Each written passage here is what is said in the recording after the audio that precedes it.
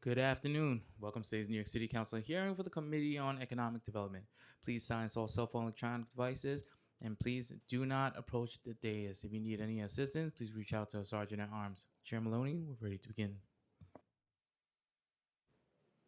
Good afternoon and welcome to today's hearing of the New York City Council's Committee on Economic Development. First, I want to recognize my colleagues for joining today, Councilmember Gutierrez, Councilmember Chanel Thomas-Henry, and Councilmember Riley. Thank you for being here for what is our second hearing focused on the World Cup.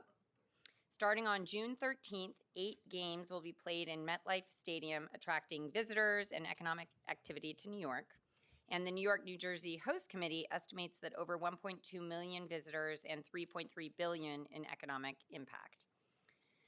As the Economic Development Committee, our role is to ensure that visitors experience the best of New York and that we drive economic activity beyond the stadiums.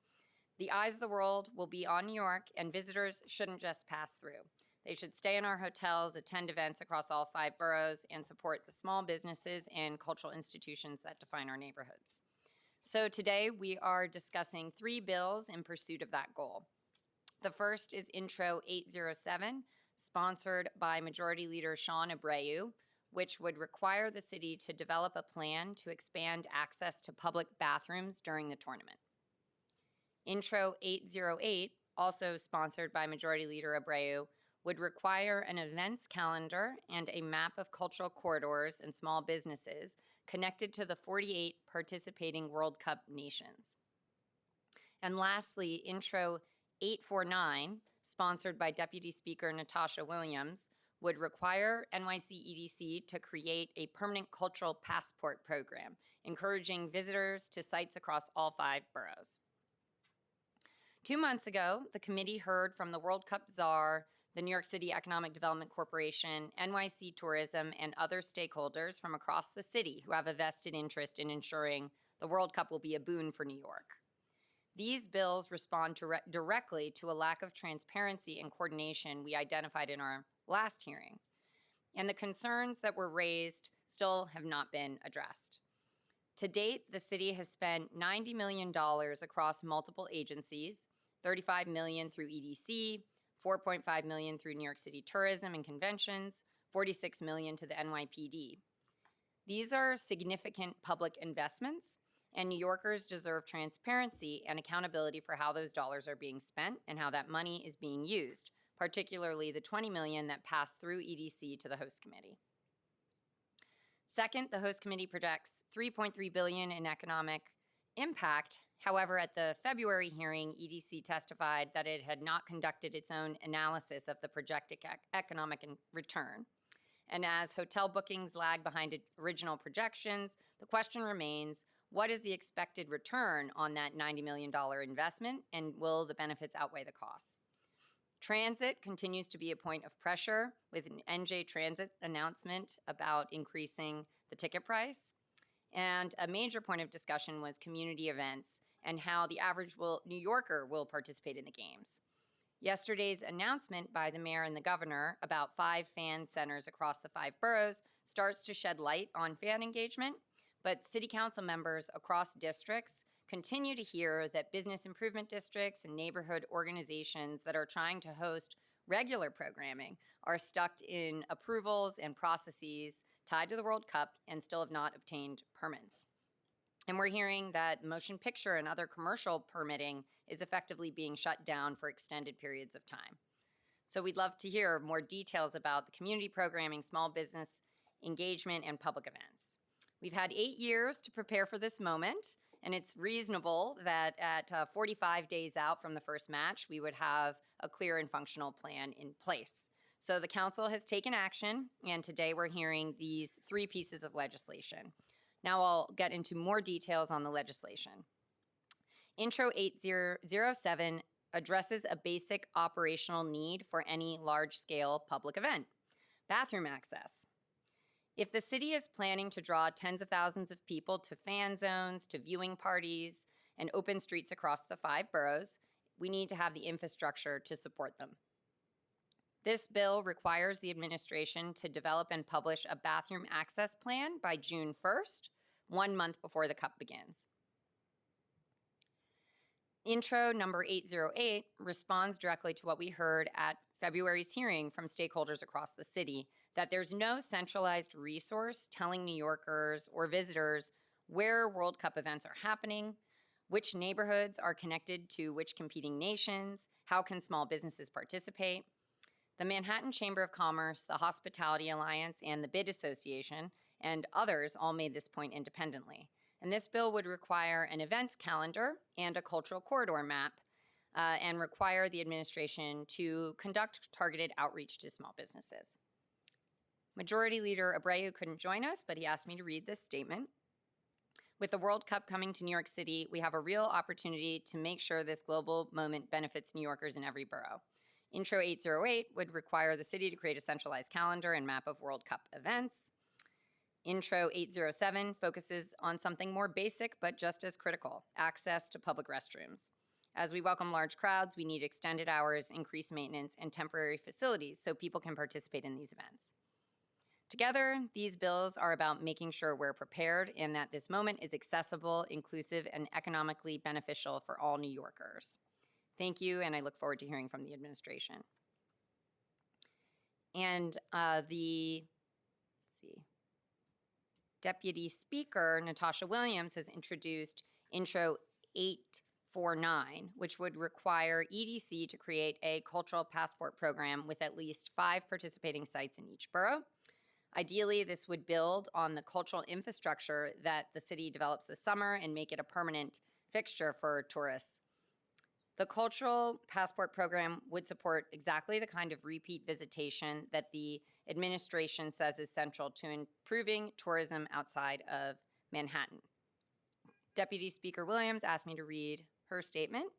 With millions of visitors expected in the coming years, especially with the World Cup on the horizon, New York City has an opportunity to think more intentionally about how we direct tourism and support our local cultural economy. Too often, visitors are concentrated in a small number of destinations, while cultural institutions across the 5 boroughs, including in neighborhoods like those I represent, are overlooked despite being central to New York City's identity.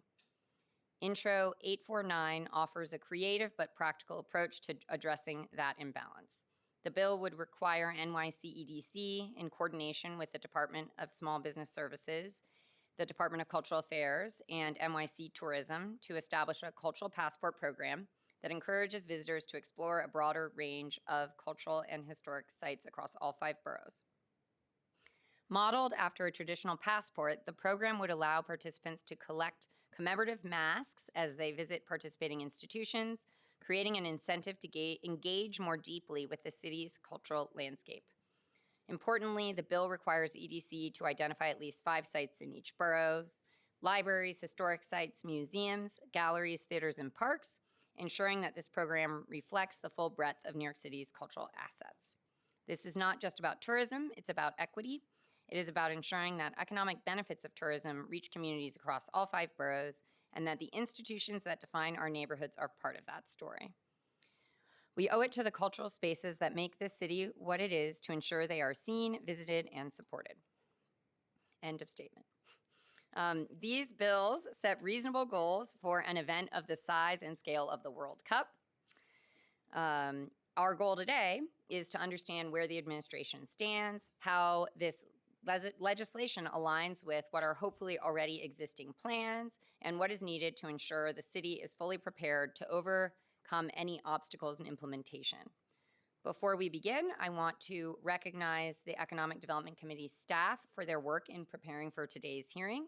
So thank you to Senior Counsel Alex Polinoff, Senior Policy Analyst William Hongank, and Financial Analyst Spencer Kuhn. And thank you to my Ledge and Budget Director, Sophie Secor, in all the help preparing. And with that, I'll turn to the Committee Counsel to administer the oath. Thank you. Thank you, Chair. Will all members of the administration testifying today please raise your right hands? Do you swear or affirm to tell the truth, the whole truth, and nothing but the truth in your testimony today, and to respond honestly to council member questions? Thank you. You may approach the bench or the desk and begin when ready.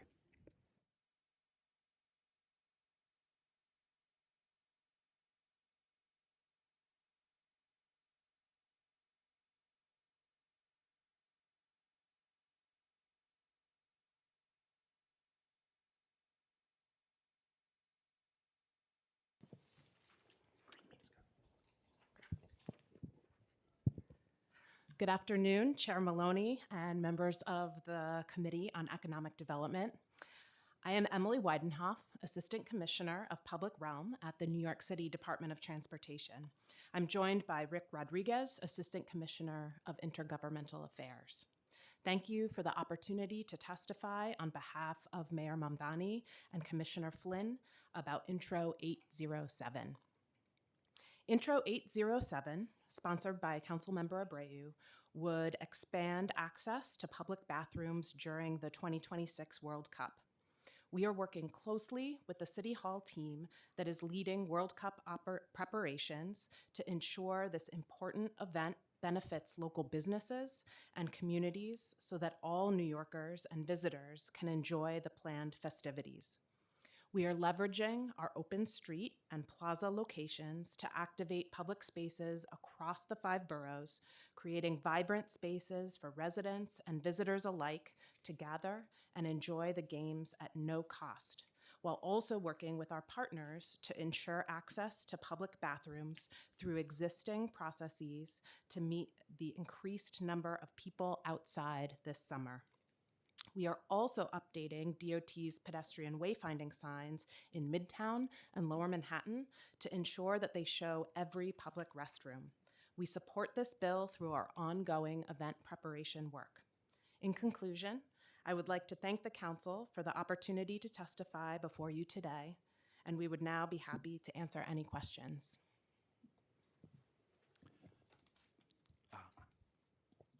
Good afternoon, Chair Maloney, members of the Economic Development Committee, and members of the other members of the Council. My name is Matt Drury. I'm the Chief of Citywide Legislative Affairs for New York City Parks. Pleased to be joined here today by David Cerrone, our Assistant Commissioner for Business Development and Special Events. Pleased to be here to testify today alongside our agency partners regarding the legislation being considered today, and also about the very exciting summer that New Yorkers can expect to enjoy.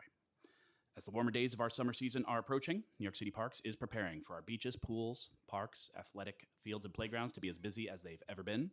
Making the most of our shared public spaces is a grand tradition for New Yorkers. And this summer, as you know, thanks to once-in-a-lifetime celebrations like the 2026 World Cup and Sail Forth 250, the New York City metro area is expecting an influx of visitors looking to cheer on their favorite national teams and celebrate the 250th anniversary of the founding of our country, right alongside the millions of New Yorkers that rely on our parks every day as their summer staycation destinations. Our summer prep efforts are well underway. We're onboarding our seasonal employees, reactivating our drinking fountains and spray showers, and getting our sports fields in shape as our busiest season approaches. We're extremely excited that so many visitors will get to come experience our world-class green spaces and get to appreciate what New Yorkers get to enjoy every day. But there's no denying that this summer is likely to present some very unique challenges. So our parks employees will rise to the occasion, as they always do, but we will also rely on the individual New Yorkers and park visitors using our spaces to do their part by treating these public spaces with the respect and dignity that they deserve so we can all enjoy this vital shared resource. Specific to Introduction 807, which regards access to public bathrooms during the World Cup, New York City Parks is proud to be, far and away, the largest provider of free public restroom access in New York City. We operate over 700 public restroom buildings in parks around the city, the locations of which are displayed on the agency's website. 70% of New Yorkers live within a 10-minute walk of one of these restroom buildings, which collectively host more than 1,400 individual restrooms, most of which typically offer multiple stalls and fixtures, and our dedicated staff works tirelessly to keep these facilities clean and operational. Typically, during the summer months, our restroom buildings will generally be open from 8 a.m. to 7 p.m., but we can note that an additional 200 restrooms in busy hotspot areas within 121 different parks, served by our second shift maintenance staff, will be kept open a bit later to 9 p.m. Lastly, whenever a special event is proposed to take place in a park that expects in a significant number of attendees, we work with those event organizers to ensure that they will provide supplemental temporary portable toilets for the public to access. This will be expected for any large events taking place on parkland during the World Cup this year, as would be the case for any similarly sized events during other times of the year.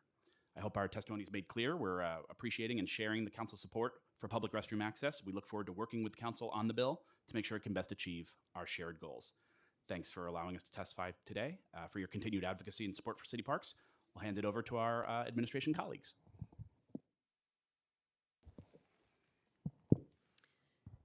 Good afternoon, Chair Maloney and members of the Committee on Economic Development. My name is Dawn Tolson. I'm the Executive Director of Citywide Event Coordination and Management and the Street Activity Permit Office. The Mayor's Office of Citywide, thank you for the opportunity to testify on behalf of the Mayor's Office for Intro 807. The Mayor's Office of Citywide Event Coordination and Management, CECM, supports all applicants as they plan their upcoming events in New York City. CECM provides oversight on large-scale event permitting activities and works directly with city, state, and federal agencies and partners to ensure events in our city are both safe and enjoyable for everyone. Within our office is the Mayor's Office of the Street Activity Permit, and SAPO also issues permits for static events that take place on the Department of Transportation property. This includes streets, sidewalks, curb lanes, and pedestrian plazas. Specific to Intro 807, which regards access to public bathrooms during the World Cup, CECM works to ensure that all SAPO permitted events adhere to city, state, and federal rules and regulations. And CECM also coordinates with New York City Parks Department on all their large-scale events to ensure their compliance. In addition to city, state, and federal requirements, CECM also coordinates directly with the Mayor's Office for People with Disabilities, MOPD, to make sure the required accessible restrooms adhere to ADA standards and their placement and access. We support the bill through our continued and ongoing coordination with our sister agencies and event producers. In conclusion, we'd like to thank the Council for the opportunity to testify before you today, and I'm happy to answer any additional questions.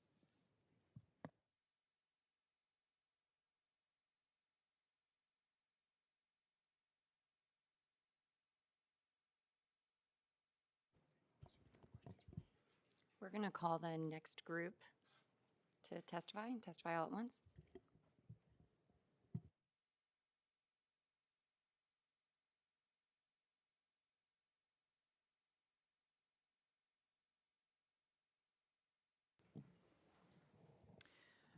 Good afternoon, Councilmember Maloney and members of the Committee on Economic Development. I'm Nancy Mamana, Chief Marketing Officer for New York City Tourism and Conventions. Thank you for the opportunity to share New York City Tourism and Conventions, also known as NYC Tourism, strategic approach to maximizing the economic impact of the upcoming FIFA World Cup throughout each of the boroughs and provide an update on the work we're doing. Our responsibility as the marketing expert for the city is to ensure that this moment translates into measurable economic return throughout all of our boroughs before, during, and after the games. As a refresher for committee members, NYC Tourism is the city's official destination marketing organization and convention and visitors bureau. We are the marketing experts for New York City with the goal of spreading the dynamic image of the 5 boroughs around the world. Our mission is to maximize inbound travel and tourism opportunities throughout the city and build economic prosperity for our city. We are charged with driving inbound travel, supporting jobs, and generating tax revenue that reduces the burden on New York City households. We represent multiple and diverse perspectives across the city and its industries. We are a 501c6 nonprofit representing more than 1,600 member businesses. Our members range from hotels, cultural organizations, restaurants and attractions, bids, and chambers of commerce. The majority of these businesses fall into the small business category. We are governed by an 80-member board of directors representing the diversity of city businesses. And our tourism industry accounts for roughly 10% of the city's workforce, sustaining working families, union members, small business owners, and neighborhood commercial corridors across the 5 boroughs. Of those nearly 400,000 workers, 79% of them live outside of Manhattan, in Brooklyn, Queens, the Bronx, and Staten Island, according to EDC. The FIFA World Cup is a major draw, and the stadium is sure to be packed with soccer fans, but our goal is to make sure that visitors stay longer, spend more, and explore the 5 boroughs across New York City. Regarding 808, we appreciate the Council's bill in helping make this calendar and concierge tool the most important destination for New Yorkers and tourists trying to make the most out of this World Cup. We look forward to speaking with Council more about the bill. Over the last few months, in coordination with the World Cup czar and team, we have been developing a calendar that can incorporate events and offers from businesses, cultural organizations, and nonprofits that are hosting events and special deals related to the World Cup. The calendar will be hosted on our website, and it'll be the source of truth for events taking place and will be marketed to visitors and residents throughout our marketing and media plan. We opened the portal for submissions on April 16th and have already begun outreach to spread the word about this opportunity through various channels, including bids, chambers, and agency partners. We will be collecting submissions until July 1, and the calendar itself will be unveiled to the public by the end of May. We're excited to provide this free promotional opportunity for businesses across New York City. And the calendar will have a similar look and feel to what we deployed last year for New York City's 400th anniversary as part of our Founded by NYC campaign. And we continue to have that on our site for America 250. Alongside this calendar portal, we'll have a toolkit for all entities who are looking to engage and are looking for ways to promote their businesses, institutions, and organizations. All of your offices hopefully received an outreach email about this last week from our government affairs team, and we greatly appreciate your support in spreading the word about the calendar to businesses and organizations in your district to encourage submissions. The more submissions we receive, the more comprehensive the calendar will be. The tourism ecosystem is one of the most inclusive economic engines in New York City, and when we market New York City, we are not simply promoting attractions. We are protecting jobs, stabilizing tax revenue, and strengthening communities across all 5 boroughs. With continued focus and smart planning, we're confident that New York City, its boroughs, and all that it has to offer will not only host an extraordinary World Cup, but will emerge stronger and more competitive and more economically resilient because of it. I'm happy to answer questions. Thank you. Good afternoon, Chair Maloney and members of the Economic Development Committee. My name is Ellen Canfield, and I serve alongside World Cup czar Maya Honda as the Executive Director of New York City World Cup Operations. It's such a pleasure to be with you today.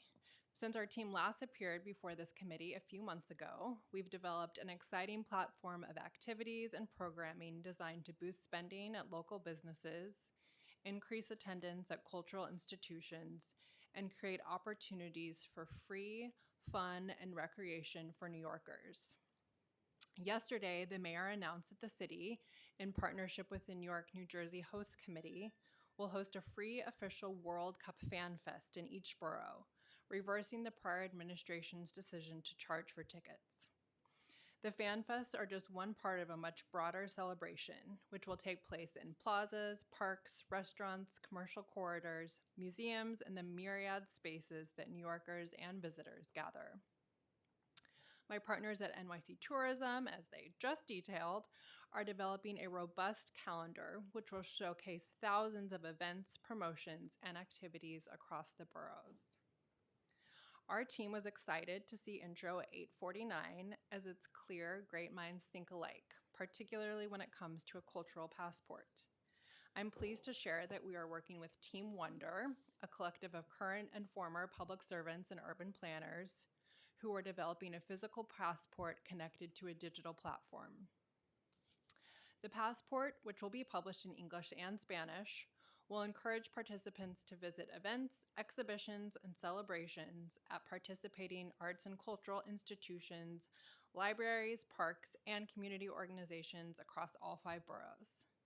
Participants will collect unique stamps designed by New York City-based artists at each location, with incentives and rewards in development. The program will be free for organizations to join. In addition to World Cup specific activations, the passport will encourage participants to explore New York City's little neighborhoods, from Little Mexico and Staten Island to Little Bangladesh and Queens. This initiative is central to the mayor's vision for the World Cup, to celebrate and showcase New York City in all its diversity, starting with our immigrant and diaspora communities, and to encourage the flow of spending to local businesses. Our hope is that this World Cup cultural passport can be a model for a longer-term passport to support the incredible institutions that make New York City a city like no other. With that, I thank you for the opportunity to appear today and welcome any further questions.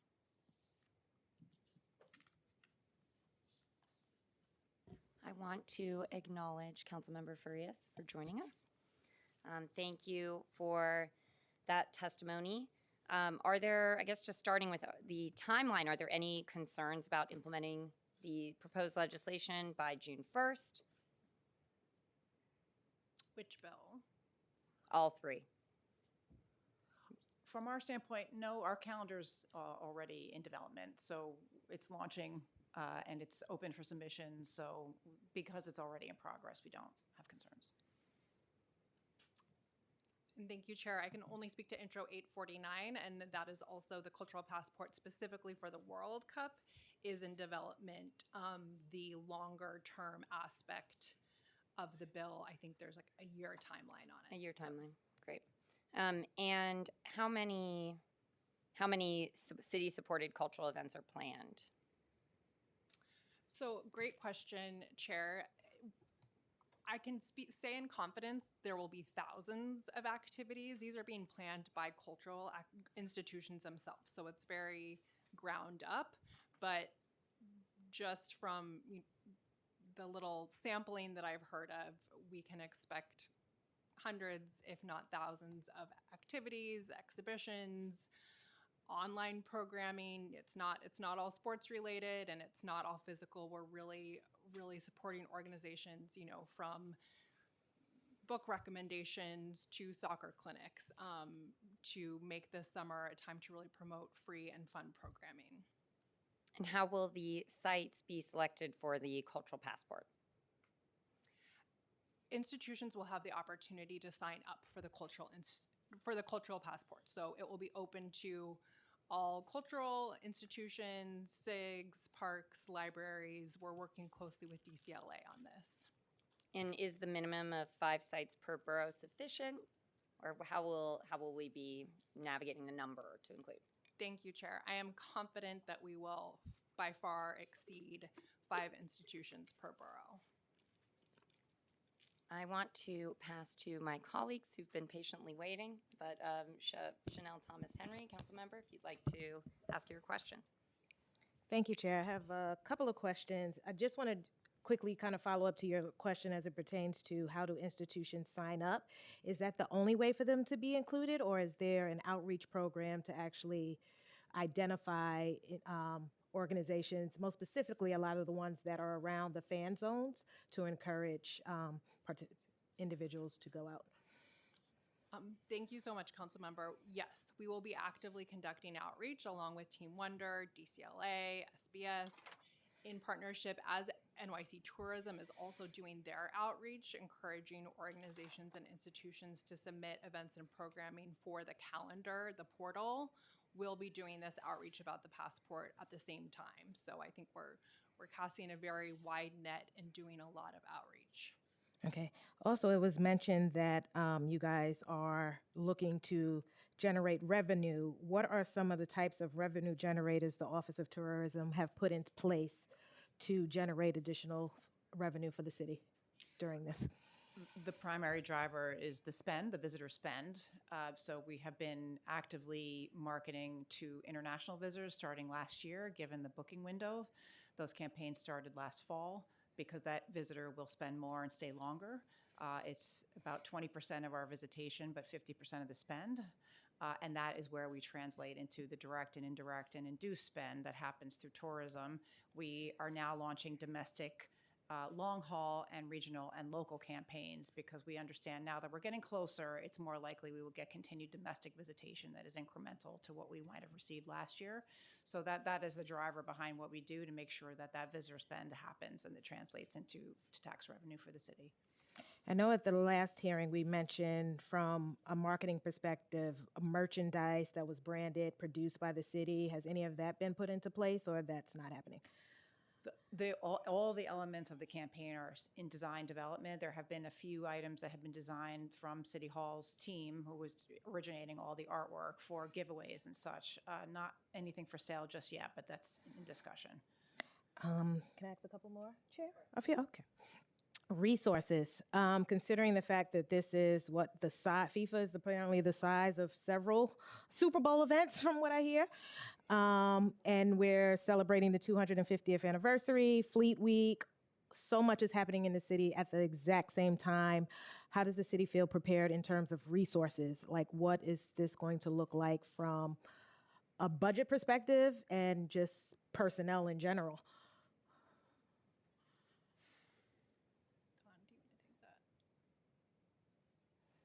I think Don Tolson is best poised to answer.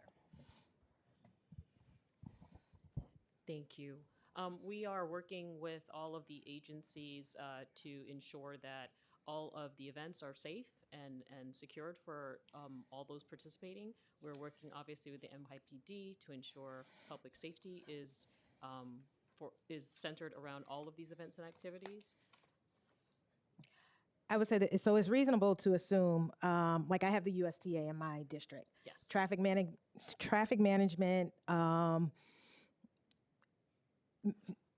is a major issue at that one event. Yes. Now we have events that are 10 times that size.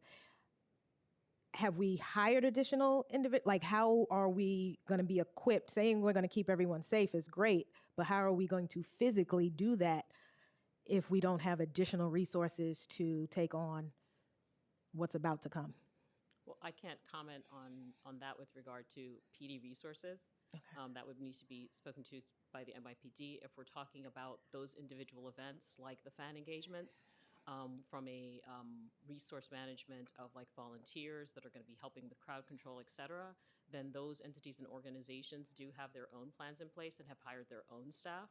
And then we're also working with volunteers through different programs to ensure that we have people there to help direct people to, whether it be metro stations or otherwise, positioned in and around those fan zones, like the ones at Rock Center, like the ones at USTA. So that's how we're managing it from that standpoint, a non-security standpoint. And just to consider, and it's not just NYPD, it's sanitation, it's all the agencies that are going to have to deal with this. But moving on, because we talked about FanFest, have we looked into a transportation plan? Again, the last time you guys were here, I mentioned the 7 train on a good day is packed to capacity. Will there be a ferry service in operation? Will the LIRR be available? Thank you. We are working with the MTA to ensure that any of these locations that have high influx, like we would for any event that happens in those locations, for example, the U.S. Tennis Center, when we have whether it be a concert or anything else going on in that area, we work directly with the MTA to ensure that there's increased service on those lines to accommodate the influx of individuals coming into the area. Also work with organizations like TLC with regard to rideshare. So all of that is in planning and in the works to ensure that we are not over impacting that neighborhood with an exorbitant number of people that don't have anywhere to go. One more question from the council member. Yes, thank you.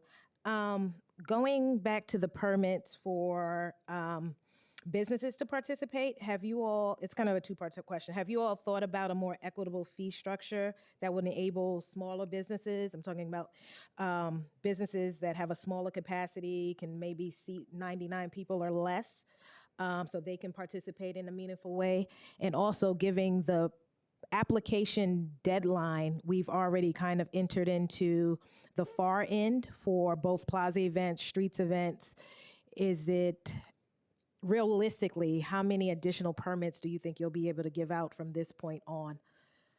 Well, honestly, our deadline, our shortest deadline, I think, is 30 days. So we're still accepting applications as it stands. All those applications are in process and being reviewed. There are all the agencies that you mentioned before, like sanitation, health department, all of them play a part in processing those applications. So they are under review.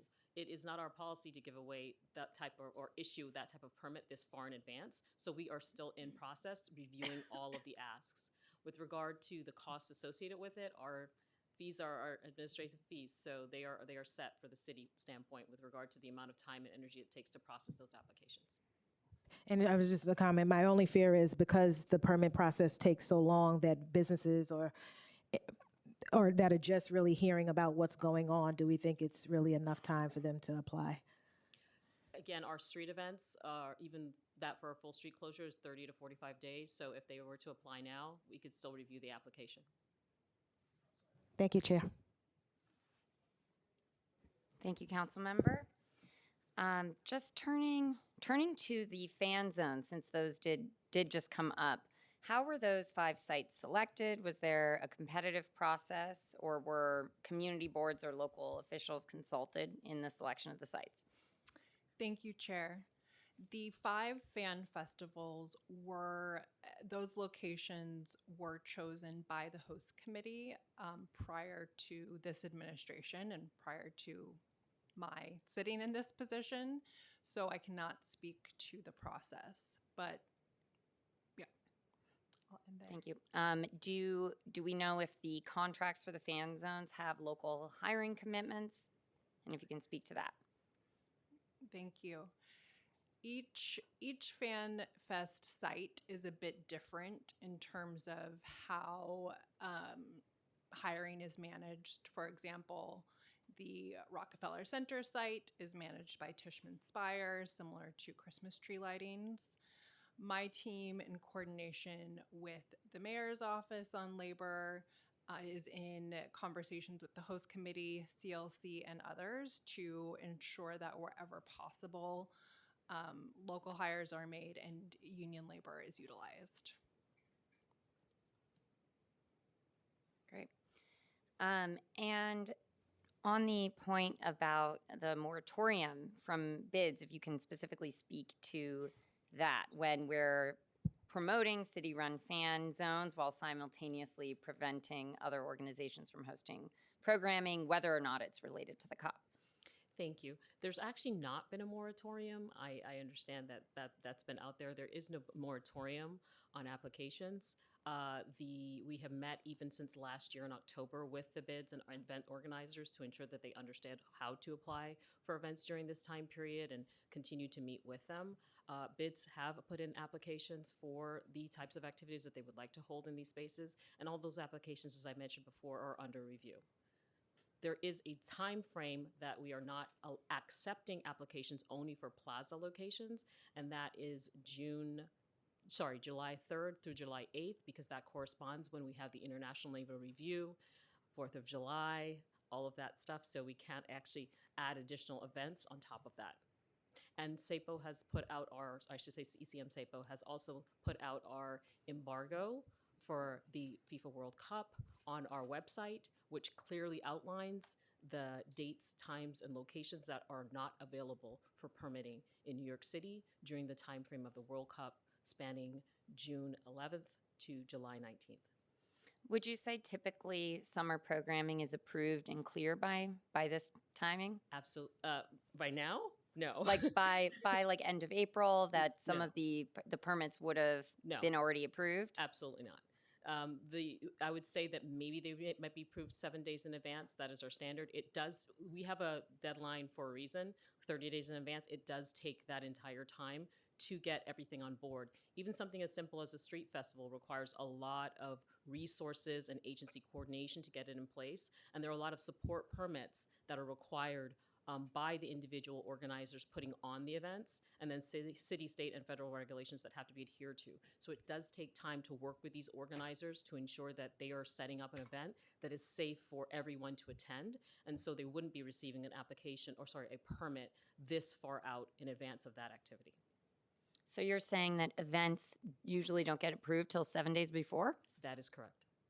Issue the permit? Yes. All right, Councilmember Farias.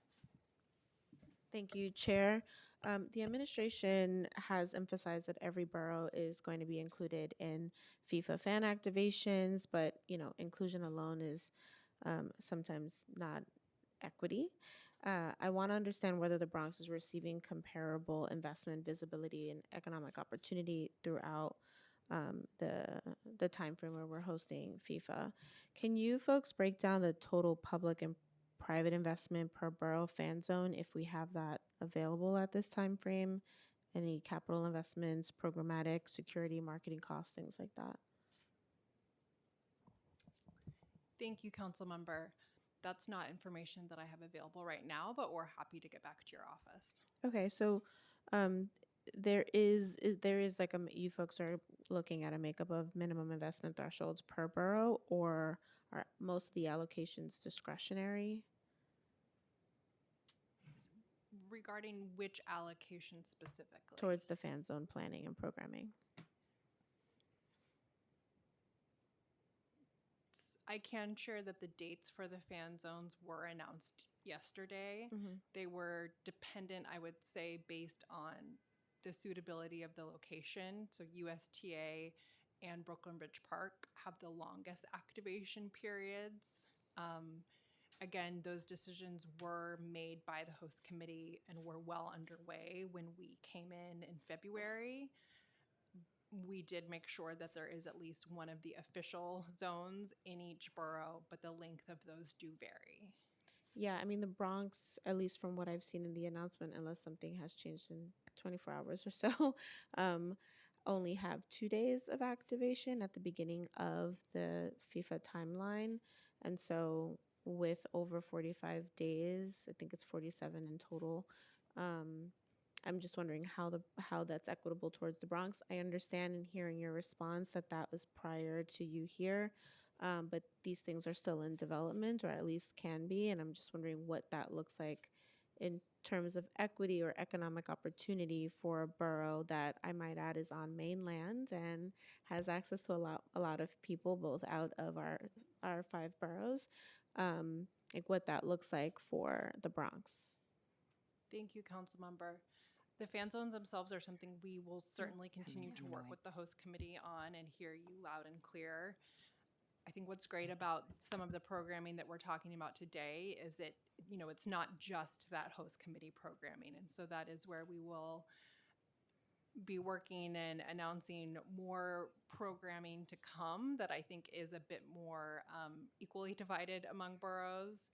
And in addition to making sure that cultural institutions, parks, others are plugged into these promotional opportunities, that a lot of the programming that I know NYC Tourism is working on and that we're very excited about is really encouraging New Yorkers to visit a borough they maybe haven't been to or haven't been to in a while, to go eat Ecuadorian food when Ecuador is playing, things like that. So that really is a focus of our team, and I know NYC Tourism echoes that, is highlighting those opportunities across the boroughs and encouraging not just tourists but New Yorkers to use this as a time to go visit a different neighborhood.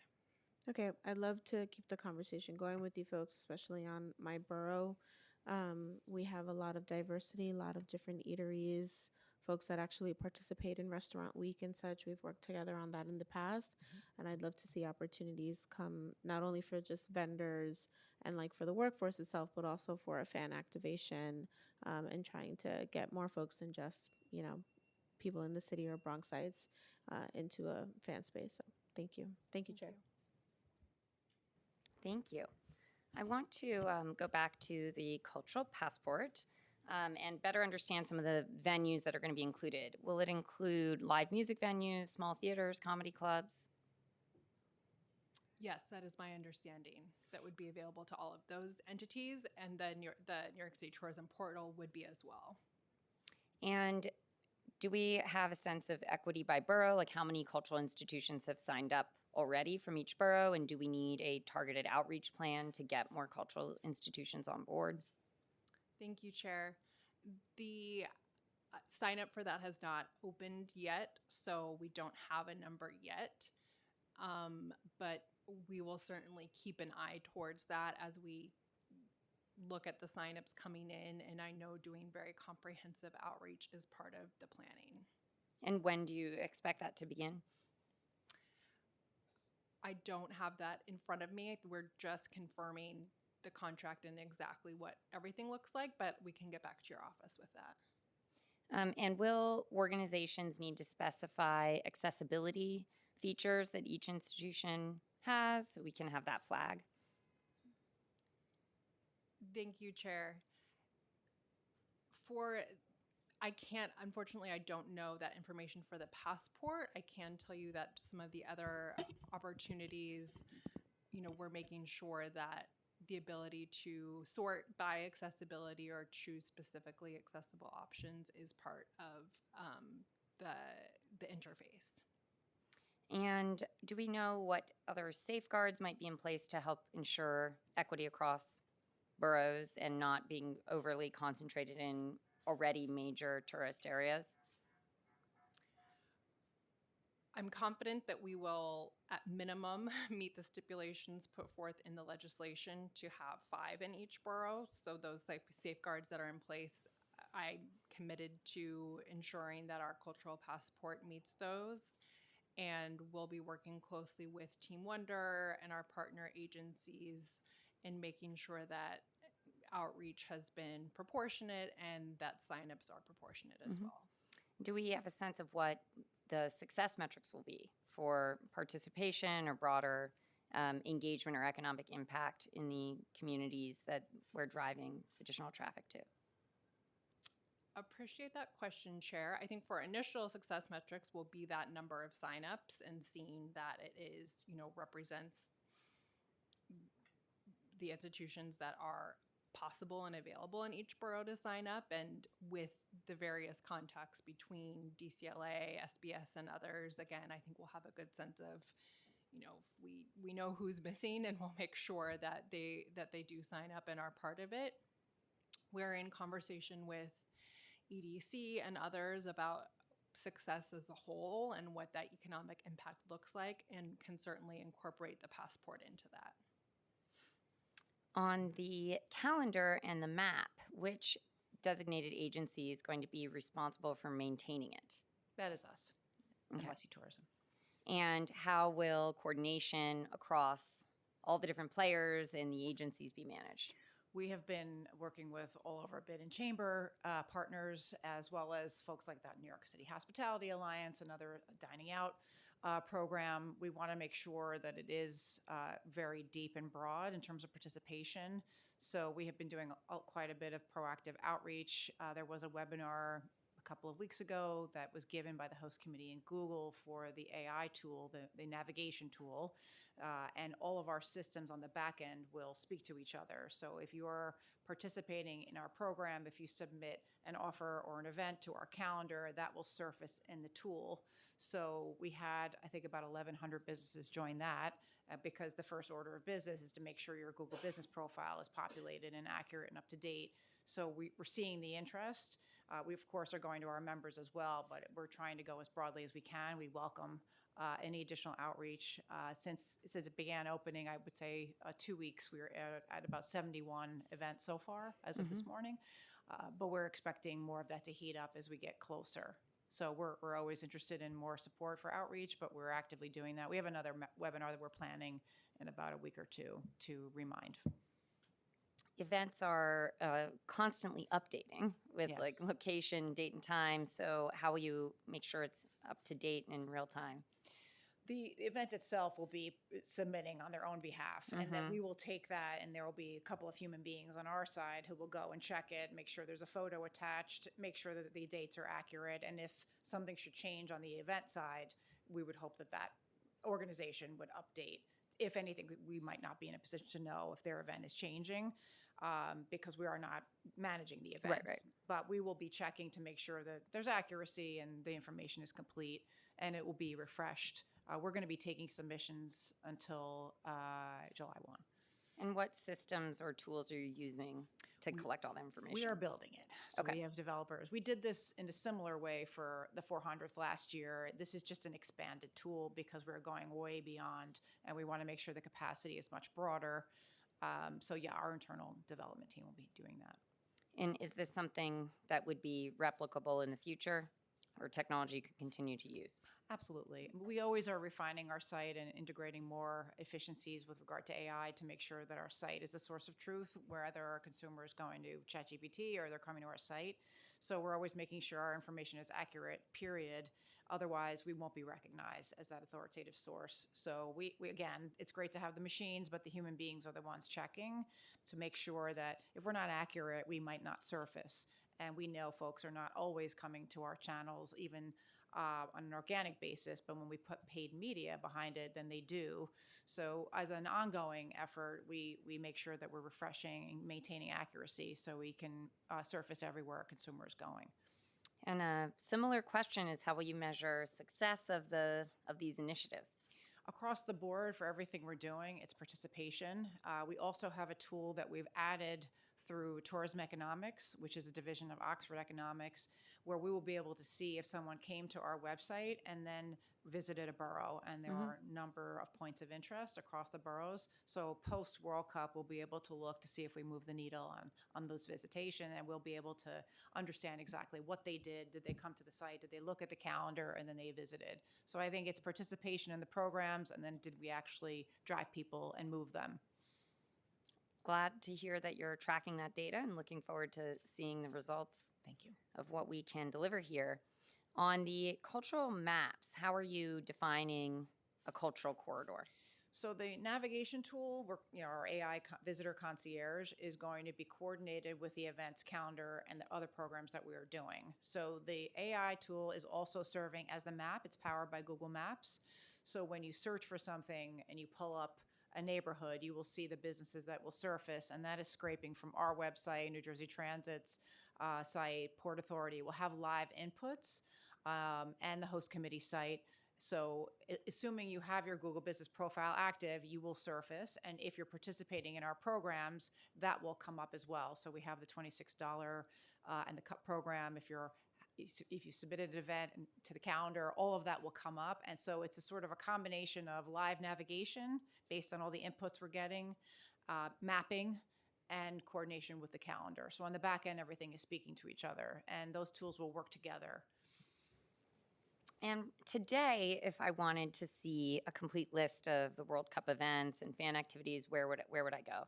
The calendar won't be live until the end of May. We're still collecting. What you will see on our site are roundups. So we have content that will indicate where to watch if you're a fan of a particular team. We are also building team landing pages. So we'll drive folks directly there. If you're a fan of France, you can go there and find out all the places to watch. So there's a lot of content up there now. It's not in calendar form yet, but there's quite a bit of neighborhood guides and such, fan guides that are available now on nycctourism.com. And how will the NYC Tourism website versus the host committee website, how will those two play together? In the press conference yesterday, the administration was directing people to the host committee's website. So just curious what the vision is. We are for that. partnering different information. The host committee is the authority on transportation, all things MetLife Stadium, tickets, all of that, obviously through FIFA.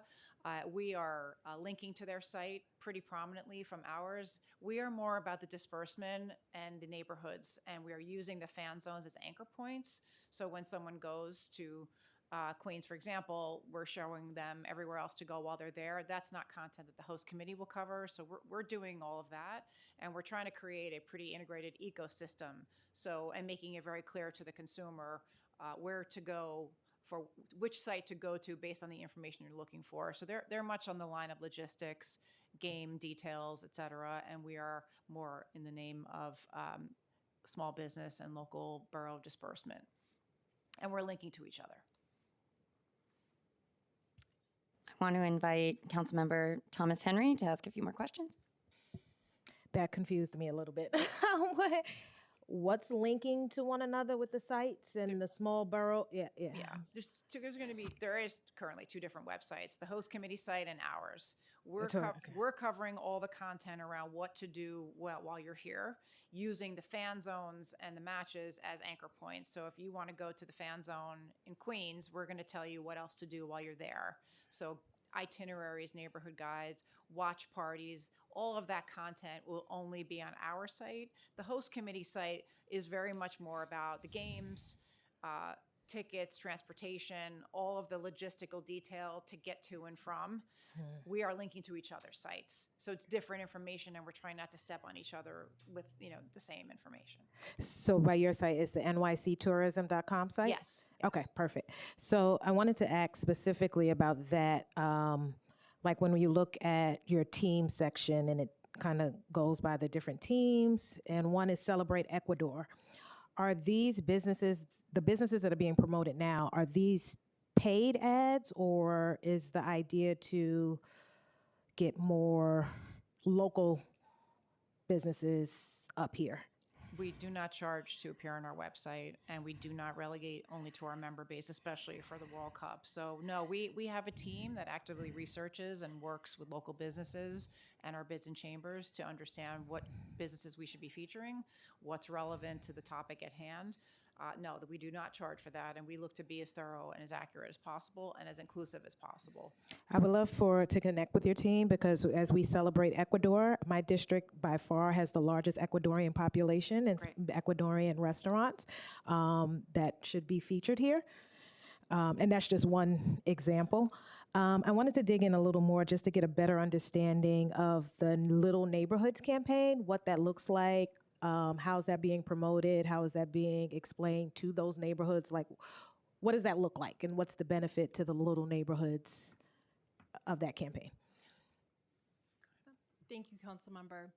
So this is part of that passport, really just encouraging folks to, as they're checking off cultural institutions, to consider visiting all of those neighborhoods as another type of scavenger hunt. I don't anticipate that this is going to drive tourists in the thousands to these neighborhoods or be something that would be logistically difficult for neighborhoods to absorb. So in that capacity, I don't know that there's been specific outreach. We're in really constant conversation with bids, chambers, you know, to the extent that there are existing organizations for not every one of those like designated little neighborhoods has an association to work with, but where there is, the passport team will be in touch with them. I just wanted to clarify one thing. The team-specific landing pages on our website are not yet live. So if you have additional input on Ecuador-specific businesses, we'd love to talk to you because we're building all of that now. Oh, absolutely. And Max, one last question. We're less than 2 months away. There's a lot of building, a lot of development. Are we ready for this? Yes. Okay. All right, we're ready. I wanted to touch on Majority Leader Abreu's bills on bathrooms. So the first set of questions is just the assessment of where we are currently, how many public bathrooms are open and operational in the areas where we expect increased traffic, so those 5 fan zones, and what's the state of play at the moment?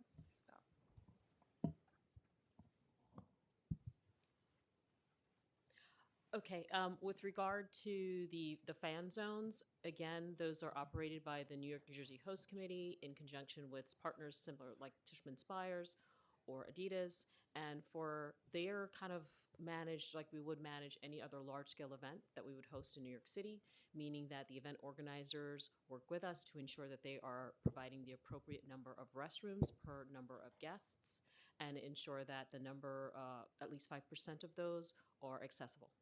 So they will be providing additional restrooms in those areas to ensure that they are complying with all city, state, and federal regulations. Yeah, hi. And from Parks' perspective, we'll just add, as we mentioned in our testimony, you know, we're proud to offer well over 700 public restroom buildings all throughout the city. Some of which, you know, certainly overlap with areas that we can anticipate will be, you know, quite busy this summer, as they are every summer, but certainly with all the exciting events going on this year. And does the Parks Department anticipate you'll need additional funding to cover the cost of maintaining bathrooms or increased usage? We appreciate the question very much, and we're proud to say that, you know, obviously New York's keeping our restroom facilities, you know, clean and usable in a good condition is a top priority of the agency, and we always do that with the resources that are available. We're in ongoing conversations with the mayor's office and OMB, as you know, it's a consistent dialogue. But we're confident that we're up to the task, and you know, frankly, every summer is very, very busy here in New York City.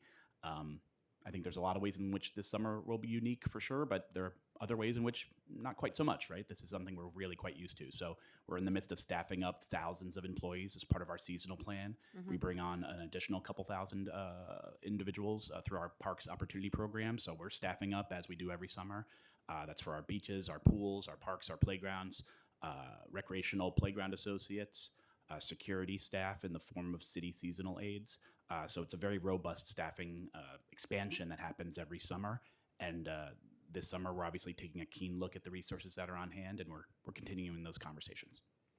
And have you coordinated with the czar's office on community soccer programming or any open play opportunities that you plan to have in New York City parks? Soccer, or football as it's called by others, is obviously a beloved sport by New Yorkers all over the city. We're proud of our soccer fields and their countless number of groups that keep those fields activated and active. we have a athletic permit site on our that features an interactive map, so you can sort of see what fields are available for pickup games. It's obviously hugely popular. There's also structured play that takes place with athletic permit through leagues or what have you for youth and adults alike. Is there a plan to expand in connection with the World Cup? And if so, by how much? So the existing facilities that are the existing facilities. So I don't know about expand, but obviously we are doing everything in our power to draw attention to and highlight and accentuate, the availability of these fields, and because we want New Yorkers and visitors, out there enjoying these spaces. And just back to the other question, understanding that the fan zones are operated separately, but do we have a sense of what the current situation is of public restrooms if we weren't to invest further? Like the snapshot now of whether or not we have enough capacity and where we need more. It is my understanding that as we're still in development of the plans, but that there will be the appropriate number of restrooms available per the expected number of guests coming into those areas.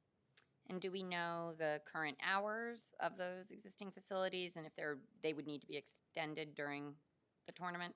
Well, they would be specific to those tournament spaces, so they would align with the tournament with the hours of operations of those sites. And is there a plan for temporary restrooms as well? That is the temporary restrooms because for example, the tennis center, obviously that's fine on its own, but spaces like Brooklyn Bridge Park, there would need to be temporary restrooms associated with that event.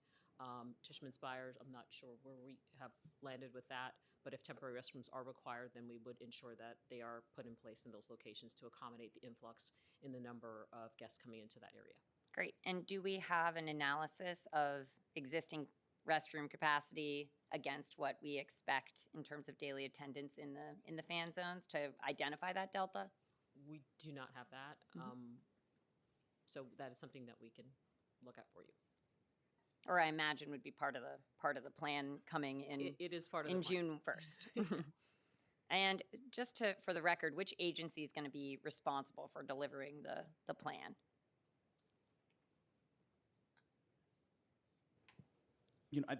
If I could just speak from Parks' perspective, I think, I think all the groups you've heard today, all the offices and entities, I think, planning is underway. If the question is, will there be a binder, with plan on the cover of it, that I think will take a little more discussion in terms of I think we're open to working with the sponsor of the legislation to kind of work through what that really looks like. I think what we're hearing today is that, we all support the intent of this bill, and, the entities, the city is planning, preparing. This is all underway. Whether that results in some sort of work product or document is maybe a slightly different question that, I think we're engaged with the sponsor on. The most important document would be that to the public so that the public are aware of where these facilities are. And I guess another question on this plan, but the standards for cleanliness, maintenance, and staffing during the World Cup, if there's an agency responsible for cleaning, and how we would coordinate with businesses, transit hubs, cultural institutions that are near the fan zones to help increase the capacity around this influx of activity. I think if you're characterizing the overall sort of cleanliness of, say, city streetway, street corridors, that kind of thing, we're happy to consult with our agency partners at DSNY to kind of have that discussion. Speaking from Parks' perspective, if there is a special event being planned, those event organizers are generally tasked, with a plan to make sure that the park, in this case, is kept clean, or that resources are provided so that it can be sort of returned, to normal as would be expected. And I believe that's also the case for street events or what have you. That is correct. The event organizers are responsible and must have sanitation and cleanup plans for any of their activities. It's a requirement for the permit. So when we're looking at restrooms and cleanliness and stuff like that, that is a part of their permit requirements to provide the appropriate number of restrooms for their event, and to ensure that they are maintained and cleaned, and also to ensure on a general sense, it's not just the restrooms alone, that the areas that they're occupying are maintained and clean at all times. And we also Understood. coordinate with sanitation to ensure that they are working directly with them. I'm referring to these 5 fan zones where we need to see a little bit more of a plan for the capacity. I want to acknowledge that Councilmember Brewer has joined us and give her the opportunity to ask questions. Thank you very much. Councilmember may have already asked. Obviously, we have lots of people who want to have events related and not related. Literally, even if you're just a block association that hasn't had a block association event in the past, the answer is no during this time period. Is that a correct statement? The answer is that we're going to review your application and ensure, as long as the resources are available to host the event, it can move forward. If there are not resources available to host the event, then we can't move forward. Okay. So it's case by case is what you're saying? Correct. Like Okay. we, as you know, we get lots and lots of applications in.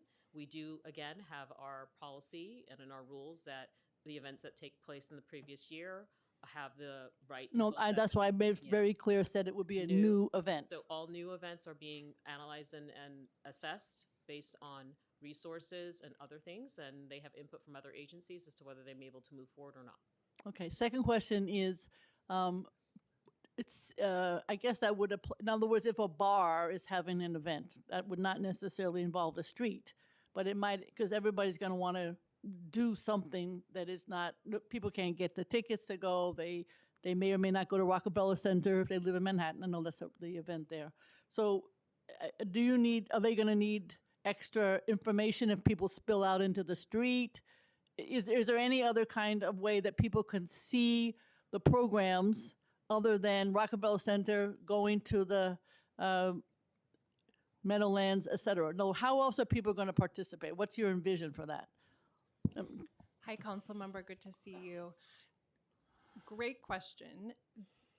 We anticipate that there will be all kinds of places to view the game. So the Fan Fest will certainly be a place where that there we will be know. free viewing. Right. In addition, I think over the course of the next month, more and more events will be announced and stood up, from parks to plazas. We know that everyone is well aware of the permit restrictions that have been in place, and part of that was so some of this programming could be stood up. In addition, the portal that New York City Tourism is hosting will be a place where entities can list their viewing parties. So we know that museums, all kinds of institutions are planning on hosting viewings. Albany just released a list of their grantees. A lot of those events and activations are for viewing parties. So I think Those are all free, or just depends? Those are free, yes.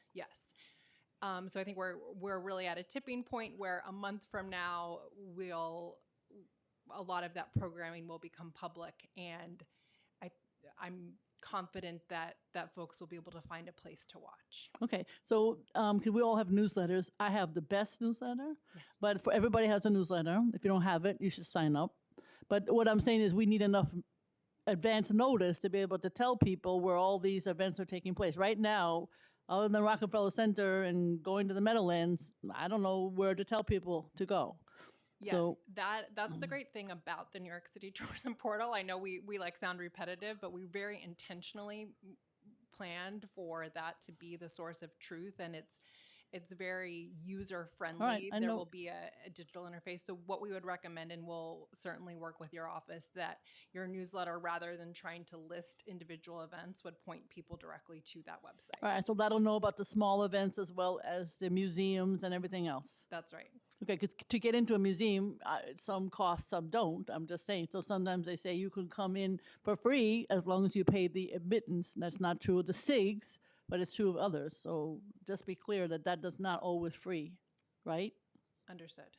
Okay. The other thing is, how are these tourists, I don't know what they are, soccer fans, going to know to go to what the neighborhoods? Now, obviously, we want them, I know people want them in Brooklyn. The hell with Brooklyn. I want them in Manhattan.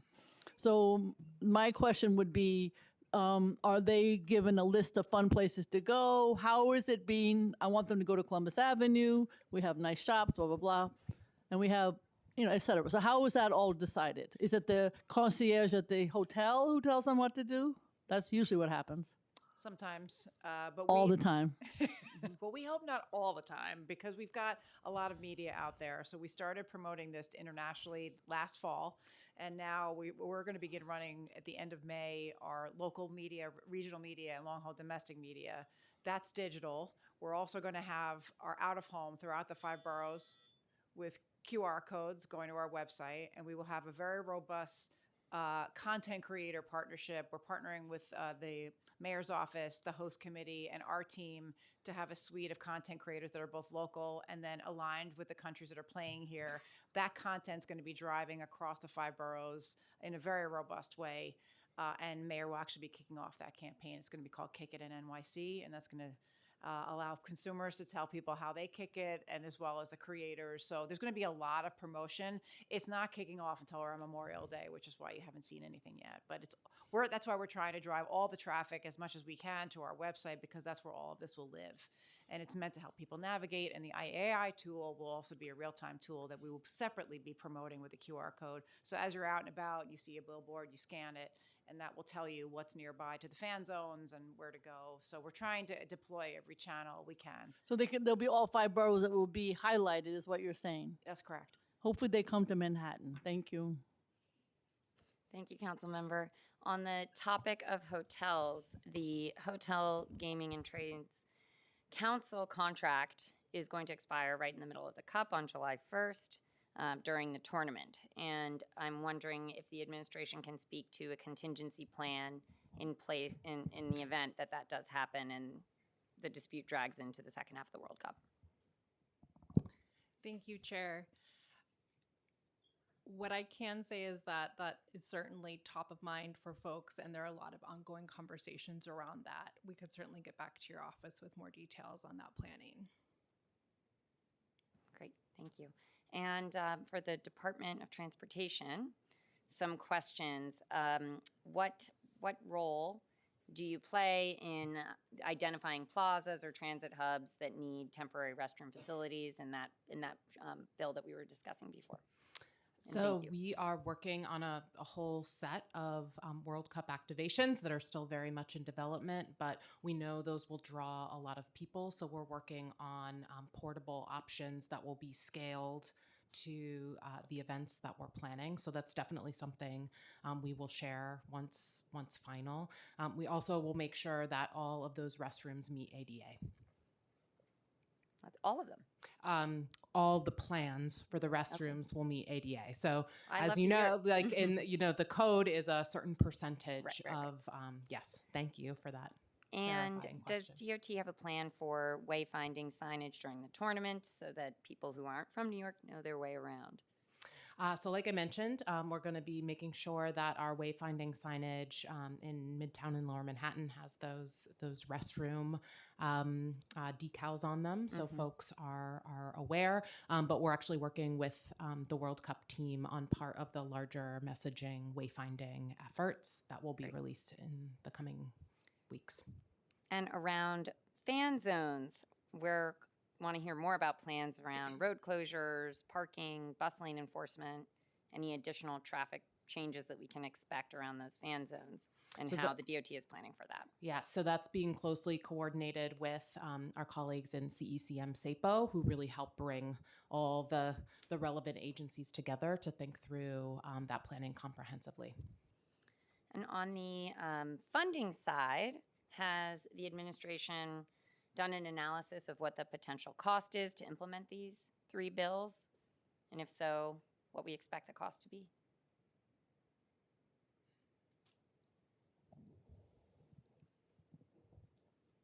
Speaking for parks, in the restroom bill specifically, our stance is that our agency is in the process of planning and preparing, for an influx of visitors and New Yorkers alike to enjoy our restrooms.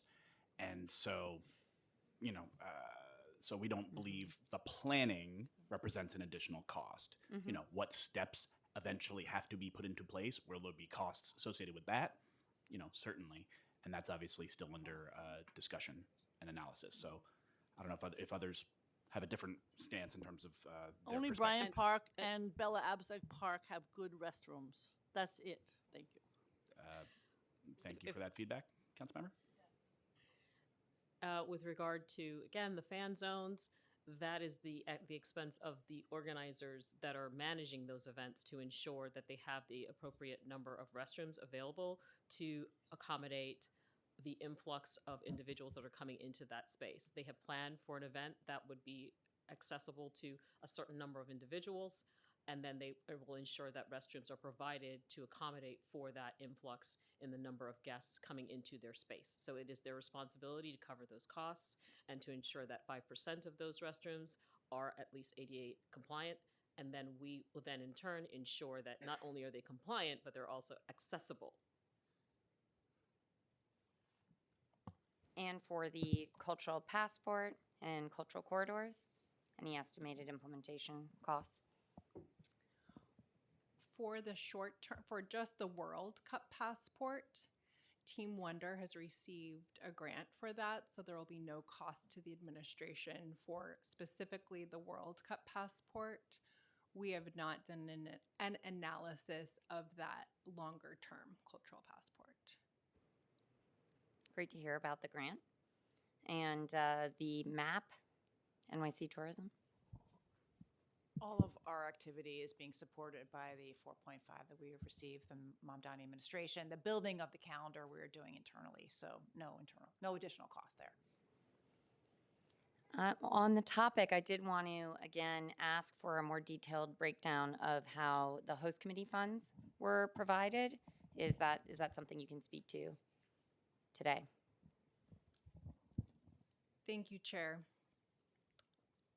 So in terms of the host committee funds, we have the 20 million allocated under the Adams administration, which primarily went for marketing and promotion and organizing the fan fests that were announced yesterday, as well as the ongoing coordination for transportation and public safety. The new allocation from this administration, as you've heard, plans are still being finalized, but we expect the funding to support operations, planning, community engagement, and the kind of programming that we're talking about today. And I think important for both sets of funding, that funding is dispersed through the EDC on a reimbursement basis. So all of the expenditures have that extra check with the EDC to ensure that they are appropriate and meet the goals of the funding. Any other final statements? Otherwise, to wrap up, what we heard today is all agencies that testified are in support of these bills, correct? I think we support the intent of the bills, and we look forward to working with the sponsor to discuss the details of how we can jointly meet the goals of the legislation. Great. And implementation is underway. To reiterate, we're roughly 40 or so days out from the CUP, so time is of the essence, but we're confident, and more information will be coming soon by June 1st. Great. The panel is dismissed. Thank you very much for participating, and I now open the hearing up for public testimony. I remind members of the public that this is a government proceeding and that decorum should be observed at all times. Members of the public should remain silent. The witness table is reserved for people who wish to testify. No video recording or photography is allowed from the witness table. Members of the public may not present audio or video recordings as testimony, but may submit transcripts of such recordings. If you wish to speak today, fill out an appearance card. And we have, all right. First up is Christopher Johnson. Hey. 2 minutes. If you wish, yeah, it's 2 minutes, and we're focusing on today's hearing topic, which is legislation related to the World Cup. All right, perfect.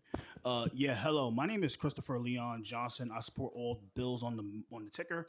I want to say this right now that I think that the city council chair, both Brewer and Maloney, because I know they just opened the Rooster Hub right outside the city council thing on Broadway and Murray. They need to find a way to make sure that the so-called illegal vendors are protected going forward when it comes to the FIFA World Cup. I think that I know that they want to access more bathrooms for the tourists, but they need to make it where that the people that really make the city happen, which are the delivery workers and the street vendors, have their fair share, have their same rights as the tourists and the people that actually legally that so-called legal vendors. And I know that making clear that the New York does not host the World Cup. But they need to make it. They need to have a conversation with both the Street Vendor Project and the Worker Justice Project to make sure that these people are protected during those days when the World Cup is happening, especially during the final days. So I'm going to end it here that they need to have another hearing to to have a conversation with the street vendor czar, Mrs. Caitlin Gutierrez, to make sure that these guys and gals who deliver food and who vend stuff outside, who not mostly not gonna be legal authorized vendors of the FIFA World Cup, make sure they don't get criminalized by the NYPD, and to make sure they don't get harassed by the host committee and the people that work for the host committee for FIFA 2026. So that's all I gotta say. That's why I just came here, and that's all I gotta say. Thank you so much, and enjoy your day. Thank you. Thank you. Thank you. And we're now moving to Zoom testimony. Jessica Walker first. You may begin.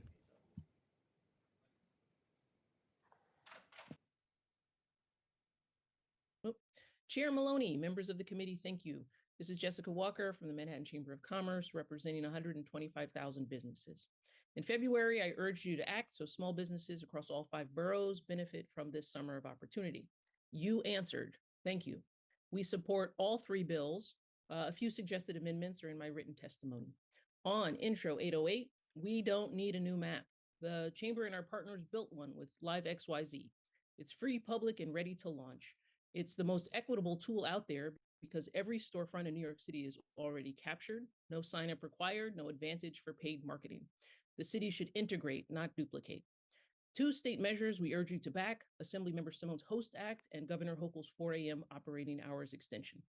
And start coordinating with community boards now. Many bars are bound by stipulations forcing earlier closings than their licenses allow. Without community board coordination, the 4 a.m. rule will live on paper, not in practice. On fan zones, SBS should proactively educate nearby small businesses on FIFA's commercial restrictions, what they can and can't advertise, sell, and say. A Hell's Kitchen deli owner shouldn't learn the rules from a cease and desist. Lastly, we've heard suggestions that the right posture for the city is to retreat. Work from home, wait it out. We respectfully disagree, and so will most New Yorkers. New Yorkers do not sit out historic moments in their own city. We show up for them. This is the biggest civic moment in a generation. Our residents have every right to be part of it, in the streets, in the bars, at the watch parties. Transit congestion is real, but the answer is to fix it and invite more people in, not ask New Yorkers to opt out of their own city's once in a generation summer. Thank you. Thank you, Jessica. And next we have Lucy Saxton. You may begin.